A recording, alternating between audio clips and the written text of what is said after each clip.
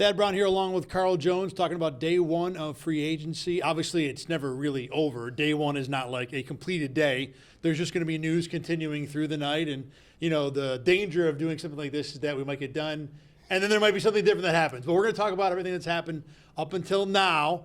And for the Bills, not a ton of surprises. Let's start with the guys they did sign, and really so far it's just guys they've brought back.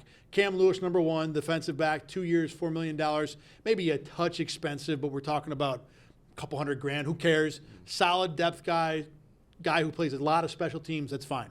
AJ Epenesa was the bigger one. And the thing that got me, Carl, was that they signed him 2 years, $20 million. $7 million is the reported base value for this year. And as I told you, it felt like a big contract. It looks like it. You're like, man, is that really like 10 per or I guess 7 per? Is that really what the type of player that AJ Epenesa is? But then you look around the league a little bit and you're like, man, this guy's getting 6, that guy's getting 8. They are rotational pass rushers as well. I guess that sounds about right. So, but for me personally, the way I looked at it, the Bills just need capable NFL caliber players up front. They had 6 players under contract, both at defensive end and D tackle, heading into this offseason. So regardless if he's a star or a guy who's just going to clog up bodies on the field, you need players. And I think that AJ Epenesa at least proved he's ascending. He may not ever be a full-down starter, but he's a rotational piece that the Bills could rely on last year. Yeah, I think there isn't a concern. This is a guy that's going to fit in. He's going to be a rotational player at worst. And if he's your third or fourth defensive end, you're really happy about that. You don't want to have to start him, but that money is not starters' money. I mean, you talked about Yetur Gross-Matos, who signed with the Niners. He's going to be a backup behind Leonard Floyd and which Bosa is Nick? That's Nick Bosa. Yeah, so Gross-Matos got 2 for $18, which is $9 a year, which is in the ballpark of what AJ Epenesa got. Who was the guy that just signed with Tyquan Lewis with the Colts? Thank you. Yeah, Tyquan. So he's 6'2", 2 years, $12 million. To the point about what the edge rusher market is, Bryce Huff went from the Jets to the Eagles, 3 for $51. Now look, he's an elite pass rusher, but he doesn't play the run at all. He's not even a full-time defensive end. He doesn't play 50% of snaps, and he got 3 for $51. So, you know, the sticker shock might be there, and I think more so with the Bills, who don't have a ton of cap room, even after converting Josh Allen's contract, even after converting Dawson Knox's contract, which were both good moves, or Dawson Knox got reworked. They don't have a ton of cap room, so you're using a lot of it in Epenesa, but you kind of had to, and like you said, you know, to find a way to at least fill a body there. They needed it. I mean, you don't want to say like Von Miller isn't going to be your full-time starter going forward. You hope so. That's the plan. But even beyond him, you wanted to rely on a rookie. Right. Like the rookie's the next guy in. I feel confident that the Bills are okay with AJ Epenesa. Probably another rookie you're going to draft right there. And then whatever they do at the defensive tackle spot, Daquan Jones, maybe another rookie there, who knows.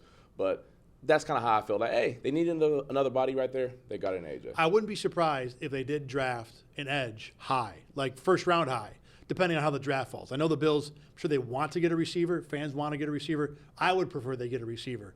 But depending on how it falls, I would not be stunned if it is an edge rusher. Now, to the point of receivers, day one of free agency has been characterized by running backs going everywhere. 9 of them were 2005? signed. What year are we in? Exactly, you know, and getting paid big money. Josh Jacobs got 4 for $48 million from the Packers. But you had a good point about why you think running backs signed and not receivers. Yeah, with the receiver market, everyone's talked about this entire offseason on how great the wide receiver draft is. And I mean, you and I have looked at it a little bit. It's pretty good, and it has depth throughout all 3 days. So especially early. Especially early, exactly. So if you're in this draft, in this receiver market, doesn't have a bunch of high talent guys. Michael Pittman got re-signed by the Colts. Mike Evans went back to the Bucks. T. Higgins, whatever he's got going on. I know he requested a trade today, but he's not on the open market. There aren't a bunch of high-end guys, so it's a bunch of mid-tier guys on the market. And what I mean by that is, you know, your Hollywood Browns, your Darnell Mooneys, players of that caliber who aren't going to command top-tier money. So if you're a team, you're battling with, you know what, do I get the rookie who may cost $2-3 million average, or go get Curtis Samuel who's 5 or 6 annual average? You know what?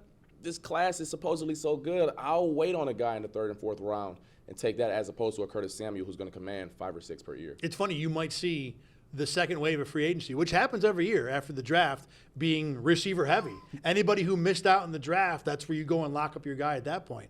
The funny thing about the running back market being heavy, on top of the draft point, which I think is probably the correct reason. But number 2, there is more of a move to defenses playing two high safeties, to backing off defenders, to opening up the box, to inviting these really good quarterbacks, Josh Allen, Mahomes, Joe Burrow, to try and run the ball, to say, look, we know that if we let you throw it on us, it's probably going to work out bad. So let's do everything we can to encourage you to hand it off. And I think there is a cycle of, well, teams are going to say, all right, if you're going to give us that, we're going to take it. The question I have is, does it really matter who the guy carrying the ball is? You know, there are some guys who can make better use of space than others. Some guys who have better vision than others. One of the reasons I like what I saw from James Cook last year is that his vision, I think, is really good. And his contact balance was much better to make him a guy who really works in a situation where teams are going to back off. But league-wide, everybody doesn't have that guy. You know, so does it make a difference if you give a ton of money to Josh Jacobs, who's incredibly talented? You know, Devin Singletary got 3 years for $16.5 million. Do you need that guy, or can you just grab anybody? I don't want to say off the scrap heap, but you know, anybody who's cheap to run in space if teams are just going to back defenders off anyway. I think it depends on where you are as a team.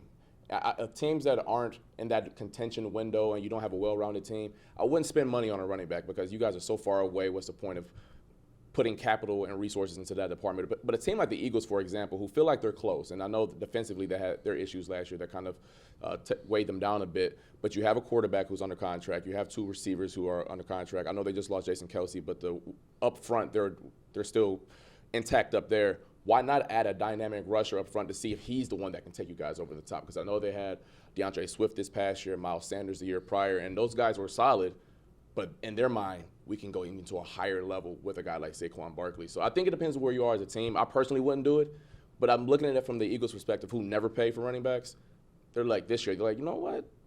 Man, let's go get one of those guys and see if they're good. You can't get more dynamic than Saquon Barkley either. So if you're going to spend on a guy, that's the guy you definitely want. I think the final point here about day one is that because running backs were kind of the flavor of the day, it felt not very impactful. You know, there wasn't, I don't think, much different about the NFL than I did when I woke up on Monday morning. Because when running backs switch teams, and a lot of them, you know, Aaron Jones out, Josh Jacobs in, DeAndre Swift out, Saquon Barkley in, it wasn't like a team that hasn't had anybody added this amazing guy. I'm sure they have in a couple cases. But it just, day one of free agency, not very impactful so far. All right, we will do this as we see fit throughout the offseason. Whenever the Bills do something, if there's big news league-wide, either myself, Carl, AJ, someone will be here to talk with you. You can find this every single time we do it. RochesterFirst.com, 8 Sports Extra. That's the website you click on when you go to RochesterFirst.com, or at least the tab, and you can always find it at YouTube. For Carl Jones, I'm Thad Brown. Thanks for watching.